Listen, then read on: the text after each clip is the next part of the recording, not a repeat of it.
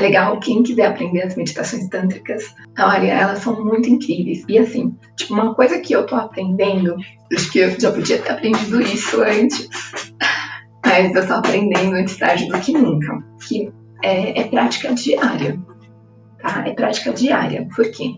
Quando eu comecei a vivenciar o Tantra, eu estava muito engajada no Tantra, eu estava toda semana em imersões, em práticas, eu estava bem engajada. Daí depois, no ano que eu me casei, eu parei de fazer as práticas porque eu fiquei aquele ano totalmente voltada para a festa do meu casamento, para as coisas.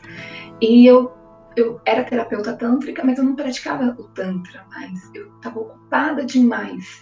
E eu percebi o quanto que eu me desconectei e o quanto que, assim, tipo, que aquilo reverberou nas minhas relações. Eu lembro que com 6 meses de casada eu já estava pensando em separar. E, enfim, depois eu fiquei 3 anos casada, né? E, enfim, então, quando eu percebo que, assim, que quando eu estou praticando Tantra, eu estou muito mais conectada. E eu estava num processo de praticar Tantra. Quando entrou quarentena, eu parei, porque eu ficava participando do Tantra a partir de grupos, de coisas externas, e eu parei com as práticas. E daí comecei a ter problemas também, novamente. E daí agora, quando eu voltei a praticar, eu sinto que as coisas estão se realinhando, tá? Então eu recomendo muito que o Tantra seja uma prática diária. As meditações, elas têm feito total diferença na minha vida. E assim, eu lembro, né, que quando eu cheguei ao Tantra, eu fui para uma comunidade tântrica e eu fiquei morando lá 1 mês. E eu fui para lá, por quê? Porque eu não tinha libido, porque eu namorava com aquele parceiro que eu comentei na live de hoje, que me agredia na hora do sexo, que me dava uns tapas fortes. Só que eu era apaixonada por ele e eu queria salvar o meu relacionamento. Então eu fui lá porque eu queria resgatar a minha libido. E o que aconteceu? Com 2 semanas de Tantra, eu saí da depressão, eu já estava com depressão há anos. Eu saí da depressão, eu tinha uma angústia no peito que não passava. E parou aquela angústia. Na sequência, eu terminei o meu relacionamento, que era um relacionamento abusivo, e eu estava ali na esperança, né, de que ele mudasse.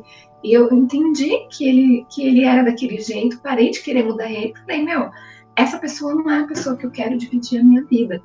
E eu terminei o meu relacionamento com 3 semanas de Tantra. E o que fazia? Eu fazia meditação tântrica. Como que era lá na comuna?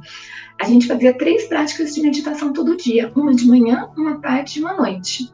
Era sempre assim. E 2 vezes por semana, a gente fazia prática de massagem sensitive, que é a massagem sensorial, tá? 2 vezes por semana era prática de sensitive e o restante era meditação tântrica. Então, as meditações, elas têm um poder incrível. E daí agora, né, eu comecei a ter umas crises, comecei a ficar muito ansiosa. E eu falei, gente, eu preciso praticar Tantra. E eu comecei a voltar a praticar desde novembro. E daí isso foi que me levou assim meio que para o caminho da solução das questões que estavam acontecendo, que estavam me gerando ansiedade. Porque eu também, né, eu sou humana, eu também entro também muitas vezes, em vez de olhar para a solução, fico remediando, não tenho às vezes a coragem de tomar as decisões que a gente precisa, né? E às vezes é um processo até você ter a coragem de fazer o que você precisa fazer, né? Mas é importante, acho que o Tantra como um recurso para te ajudar nesse processo de empoderamento, de conexão com o seu sentido, para você tomar as decisões que você precisa tomar, né? Porque muitas vezes a gente está em situações na nossa vida que está nos gerando ansiedade, que está nos gerando tristeza, raiva, etc, e a gente permanece nessas situações remediando em vez de solucionar, né?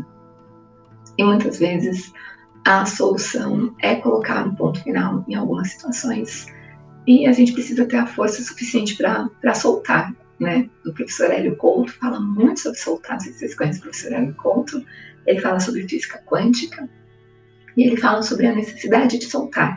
E essa necessidade de soltar tem a ver com essa fé, de você confiar que o melhor vai acontecer, né? O melhor vai acontecer. Você tem apenas que fazer as melhores escolhas para você.